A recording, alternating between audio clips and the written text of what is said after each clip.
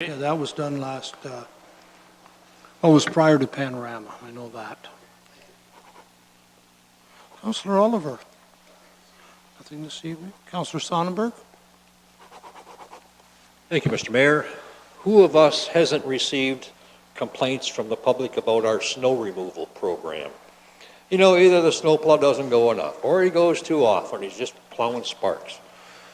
Well, you know what? I think they do a fantastic job. I had 6 inches of snow at my house last night, and I'm sitting there having breakfast at 6:30 in the morning, fat, dumb, and happy, and the snowplow goes by one way. 10 minutes later, he goes back the other way. My road was cleared. Everybody can get to work.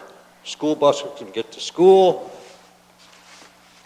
Lee, pass on our best wishes to our snowplow drivers and thank them for the job they do. Thank you. Thank you.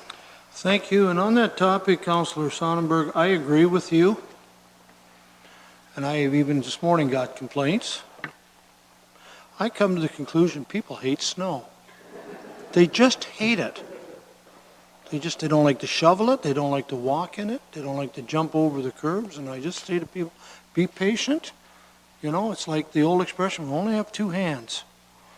So I think they do an excellent job. I really and truly do. Let's just do our best. Councillor Wells, please. Thank you very much, Mr. Mayor.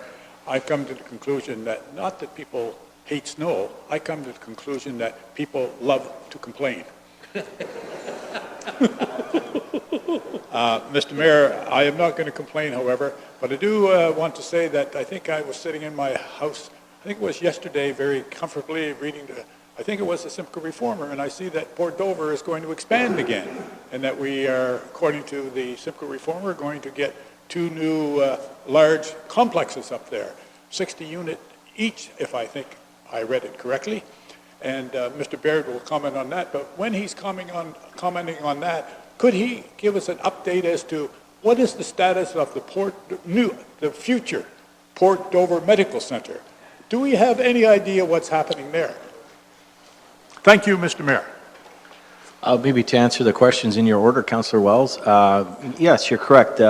Dover Coast Developments has made an application to amend the zoning to add some additional height. One is for retirement-type residences, which are greatly needed, the demographics. The other is for an 80-unit hotel, plus or minus. I don't know. I believe it's about 80. That's what's being used with banquet facilities. Those are all permitted uses in those zones, so we're dealing with a site plan, and there'll be more about those in the weeks or months to come. Regarding the medical center, Matt Vaughn has been our point person on that, and he and Mr. Lennox and I had a meeting last week just to finalize some of the outstanding things that he needed to finalize everything and get started. It's really the ball is in his court. There's nothing that the county needs to do. We're just waiting for drop off of a number of things to satisfy all the requirements, and then away he goes. The county, to the best of your knowledge, is not slowing down the project. Absolutely not. Thank you, Mr. Baird. Thank you, Councillor Wells. Councillor Columbus. Thank you, Mr. Mayor. I got a couple items. The first one is the official opening of the Delhi Library, and it was a well-attended event. I know several councillors, and you were there for the ribbon cutting. And this is a fine facility to enhance the downtown and for people to use on a regular basis. I understand from Heather King that the attendance has actually doubled since the new wing opened a couple months back. Doubled on a daily basis. The other thing I want to mention, this is for Ms. Robinson. The Township of Delhi, former Township of Delhi in 1985, actually had load limits on our concession roads. And I had a farmer contact me this past week who claims that it's going to create some hardship for farmers to ship tractor trailer loads of produce out. And also, if you want to construct a new building, it could impact, the half-load season could impact construction trucks like cement trucks to go down there to put the cement in place. So one of your employees, Sean Van Acker, gave me the map, and it's correct. In 1985, the half-load season covers most of the concession roads in the former township of Delhi, but there's none in the city of Nanticoke. There's basically none in township of Norfolk.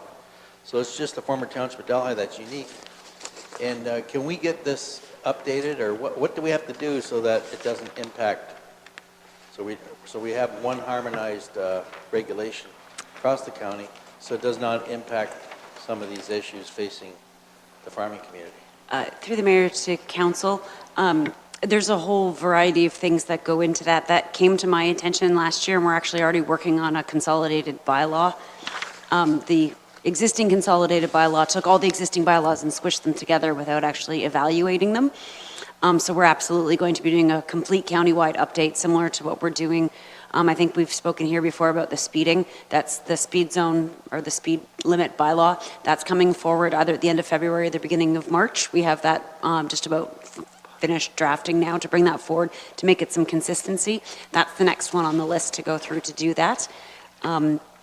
There are certain roads in this municipality that cannot handle traffic, that kind of traffic on it, and we do need the half-load restriction on it during parts of the year, but we're going to evaluate those in conjunction with our roads need study so that the appropriate roads are appropriately signed.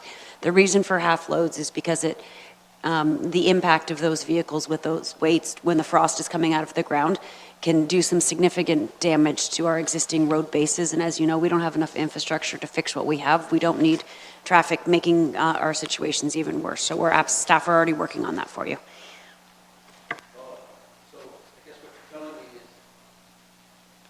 Telling me is that some of the roads in the city of Nanticoke, former city of Nanticoke, and some of the former township or Norfolk may become half-load roads, and some of the ones in the township of Delhi the half-load may be taken off. That is correct. We're going to evaluate them across the county. So, in a particular, I know last year we had the Hidden Valley Campground that had to move some heavy equipment in. We gave them an exemption. Is there an opportunity to have an exemption for this one particular farmer who's building a large packing house? They can the property owner is more than able to request an exemption. Norfolk County has not historically approved any exemptions to it for the building facilities. There are very specific exemptions that can be given. That Hidden Valley Campground was one of them. Staff were supportive of that exemption because we had a very early frost come out of the ground last year, so by the time they were actually going to be undertaking that work, there wasn't any frost, so the risk of danger had passed at that point. But again, each request is evaluated on its individual merits, and obviously we want to accommodate them wherever possible. So we would encourage anybody who requests them to bring them forward, and we're happy to look at them. Again, last year we were able to do so because the frost was out of the ground much earlier. Are there many half-load season charges laid by the municipality? Through the mayor to council, that's actually laid typically by the OPP. And yes, they do lay them on a considerable basis. If we have a particular road that we are aware of that's under a half-load restriction, and we are seeing significant use of it that's causing detrimental effects, we will ask the OPP to enforce it as well, but they do frequently enforce it on their own, as well as oversized load permits. They're also frequently enforced on their own by the OPP. Okay, thank you. And just lastly, how soon do you think we'd be getting this report to harmonize everything? Through the mayor to council, our anticipation was that it would be coming in probably May or June of this year. So after this year's half-load season. Thank you. Thank you, Councillor Black. Luke, and it was Monty Sonnenberg, a good-looking gentleman there. I point to him, has brought to my attention some statistics at the Police Services Board, and I have a question either for you or for Councillor Oliver, but I am looking at all violent crimes, and it's like Simcoe, you have a graph here, and it just spikes. It's more than half of all the incidents in Norfolk County for all violent crime. Just about the same for assaults, domestic disturbance, all property crime, break and enters, fraud, mischief, theft from motor vehicles under 5,000, theft of motor vehicles, theft under 5,000, illicit drugs. It's just, I guess my question is, I guess I can understand why, because it is the central urban area of Norfolk County, and kind of attract that sort of thing. But my question would be, is there anything being done by the OPP in terms of putting more resources towards trying to deal with that, so many of these incidents? I mean, and they're very serious incidents. So I don't know if you've had that discussion at... Well, I will respond and say that I've been on the Police Services Board now for 14 months. And in my time there, that you would almost think they took the same results and photocopied them. They do vary up and down. They've actually, in many cases, improved overall in the amount of different types of charges and crimes. But always, every month, the spike is always the former town of Simcoe. I can only tell you, and certainly we can all sort of have ideas as to why that is happening. I'm certainly going to be asking the question you just asked, do we have enough police coverage in the urban area of Simcoe? So that'll be a discussion, hopefully, for February's Police Services Board. And finally, I also want to say, looking at those statistics is somewhat frightening, but as an individual, I feel safe living in the town of Simcoe and walking the streets day and night in Simcoe. But there's no question that this particular area is the undisputed spike in all those different types of categories. Councillor Alvin, I don't know if you wish to add anything to what I've said. And Councillor Black, I appreciate the question as well.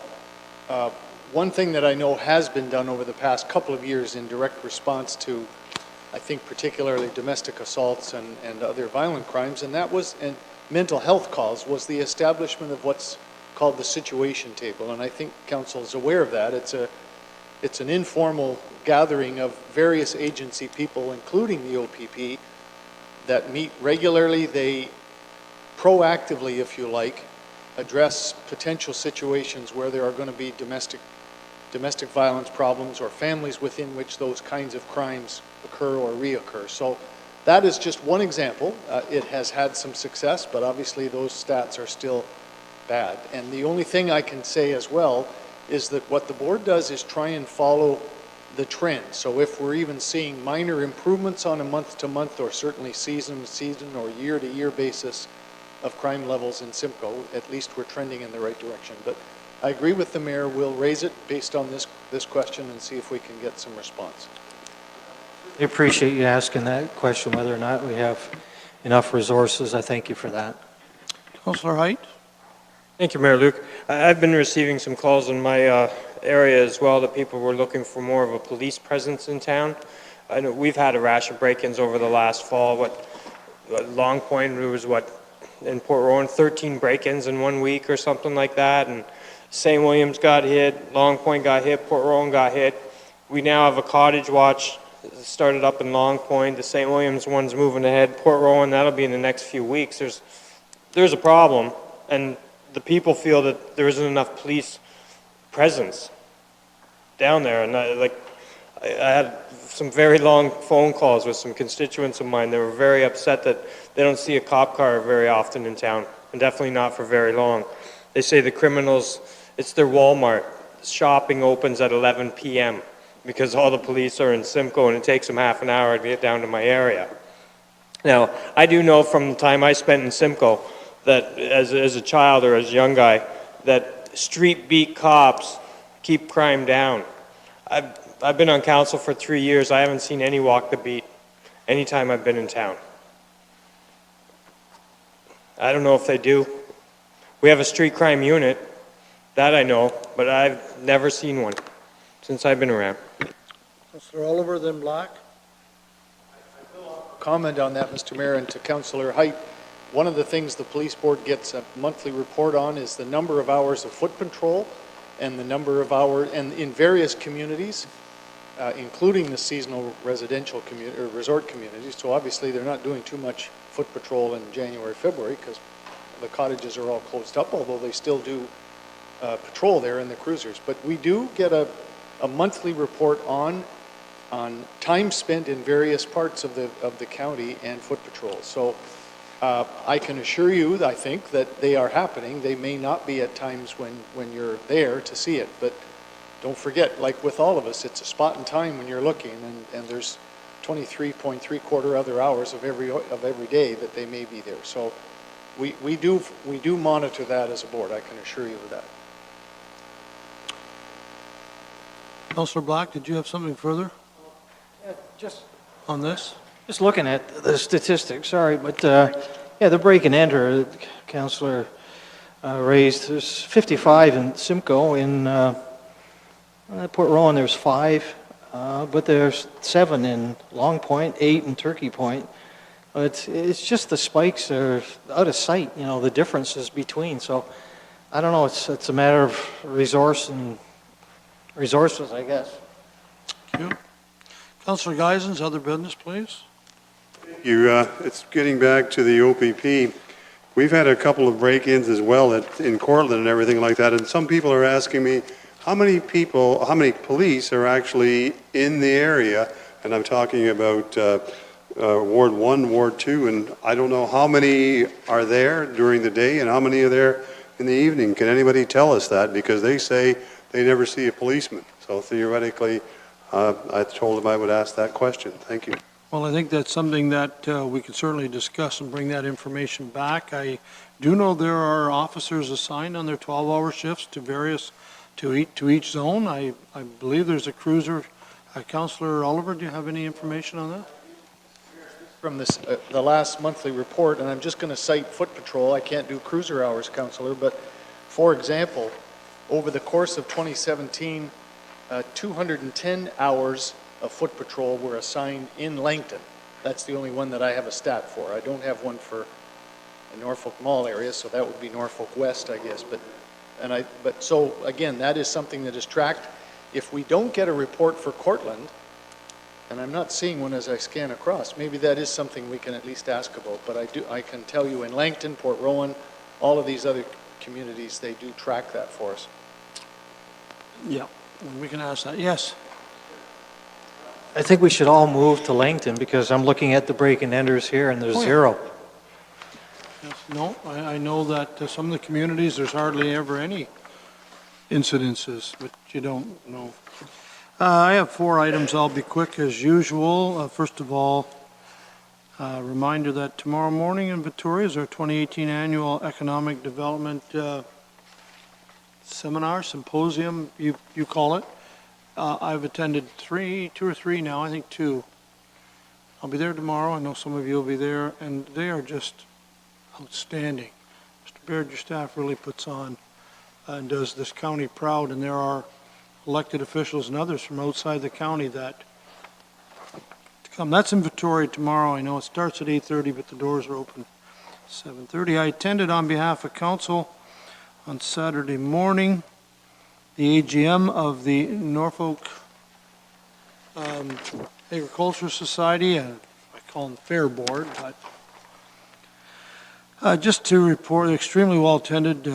Had a great year last year and going to put on another good show this year. But I just wanted to report to you, the first I was made aware that they are already started on a brand new, pretty nice looking facility, cattle barn, south of the grandstand.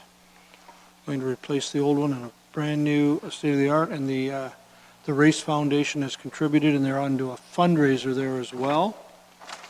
And secondly, they will be in the next 2 months starting on exterior renovations to the Junior Farmers Building with new windows, siding, roof, to make quite an attractive building from the streetscape, if you will, from South Drive. So very supportive of that and appreciative. So we look forward to another great fair this fall. I attended Sunday afternoon, which was a couple of days ago, a meeting in Port Dover on Lyme disease. We've had discussion here and information about ticks and Lyme.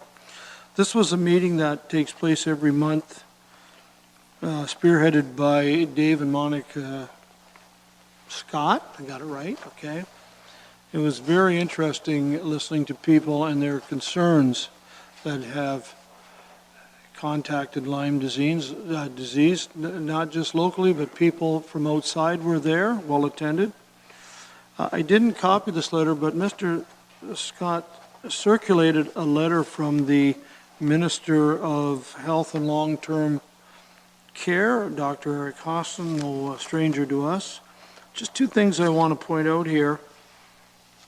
In 2016, Mr. Hoskins says, my ministry has been working with the public health sector and with other stakeholders to make sure that Ontarians and healthcare providers have the information they need about Lyme disease. And I think we've seen a considerable amount through our health unit in the regards of identifying ticks and what to do and not to do and signage, etc.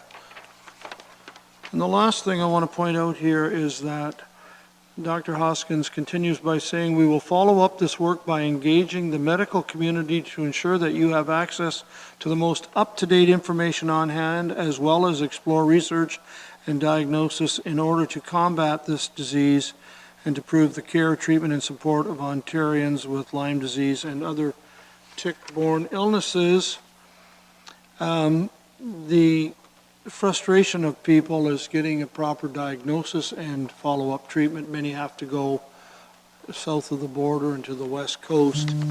And I'm pleased that at least the province is starting to take, people think it's a deer tick that carry it. It can be any tick, and it can even be a mosquito bite that can give you the bacteria. Some interesting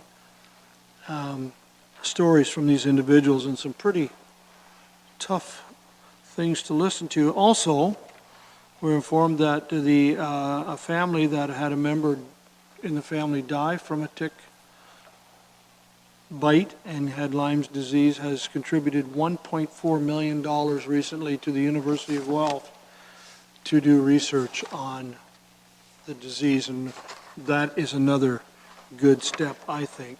The last thing I wanted to say is, clerk, I forgot at the break to hand this out, but when I was at Rome a week ago, I did attend one of several workshops, but the one I did attend, enjoyed, was the one on marijuana. And I'm not going to read this, of course, but I do want to point out a couple things here. First of all, it's very evident to me that Norfolk County is way ahead of the curve. It's interesting to sit and listen to people come to the microphone and say, you know, we're still trying to decide whether marijuana operations are a agricultural zone. Should they be in the agriculture zone or the industrial? We're having more debate, you know, and you just want to yell and scream. Just put them in both and get on with it. But nevertheless, these, and as you can see here, the government's initiative under Bill 174, but at the bottom I've put in there that for most of the municipalities, the odor that is coming from the operation is the largest problem. If you can't smell it, you probably really aren't too concerned what's going on across the road. Just some other information here. General rule is that most of the rules towards smoking tobacco will apply to smoking marijuana. Yeah. So I wanted to give you that information. Confirming bylaw, and then we can go home. Moved by Councillor Wells, seconded by Councillor Oliver, that the bylaw 2018-13, being a bylaw to confirm the proceedings of the Council of Norfolk County, this council meeting, which is held on the 30th day of January 2018, be passed, signed by the mayor and clerk, and affixed with the corporate seal. Those in favor?